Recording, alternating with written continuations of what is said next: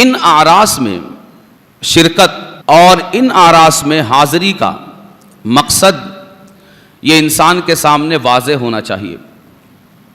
تاکہ وہ ان آراس سے کما حقہ فائدہ اٹھا سکے. ورنہ دنیا نے، ہماری تنظیموں نے، ہماری کمیٹیوں نے اور ہمارے ٹرسٹ نے ان آراس کو جو تماشا بنا کر رکھ دیا ہے، اس سے تو بہتر ہے کہ یہ آراس کا سلسلہ بند ہو جائے. اس لیے کہ اگر ان آراس سے ان اللہ والوں کا مشن آگے نہیں بڑھتا اور وہ اپنی زندگی میں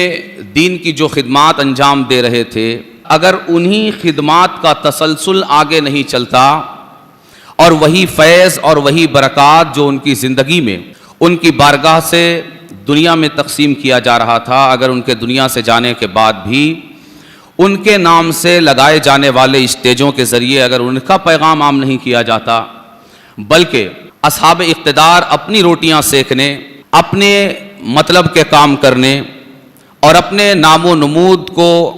اور اپنے آپ میں شہرت حاصل کرنے کے کام اگر ان کا نام لے کر کرتے ہیں، تو پھر ہماری زندہ ضمیری کی یہ ذمہ داری ہے کہ وہ اس حوالے سے آواز بلند کرے اور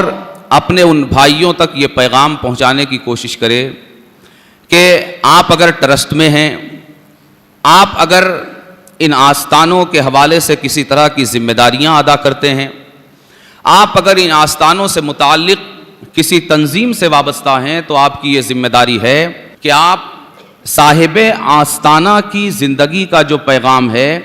آپ ان کی نیابت میں اس پیغام کو آج آگے بڑھائیں اور عوام تک ان کے پیغام کو پہنچائیں. اور اگر یہ پیغام نہیں پہنچتا، بلکہ وہی کام جو دنیا کے اسٹیجوں سے ہوتے ہیں، جو فلمی اسٹیجوں سے ہوتے ہیں، جو اور اس طرح کے دنیا سے متعلق مقامات پر ہوتے ہیں، اگر وہی کام ان دینی اسٹیجوں سے بھی ہونے لگے اور ان اللہ والوں کے اسٹیجوں سے بھی ہونے لگے، تو یہ اسلام کے لیے بھی، اسلام کی تصویر پر بھی ایک بہت بڑا داغ ہے اور خود صاحب آستانہ کے پیغام اور ان کی تعلیمات پر بھی ایک بہت بڑا سوالیہ نشان ہے. یہ آراس در حقیقت ان اللہ والوں کی ظاہری زندگی میں انہوں نے جو دین کی خدمات انجام دیں، یہ اسی کا تسلسل ہے. یعنی فیض ان کے دنیا سے جانے کے بعد ختم نہیں ہو گیا، بلکہ ان کے دنیا سے جانے کے بعد بھی ان کا فیض جاری ہے. اسی کے اظہار کے لیے یہ آراس کی تقریب منعقد کی جاتی ہے.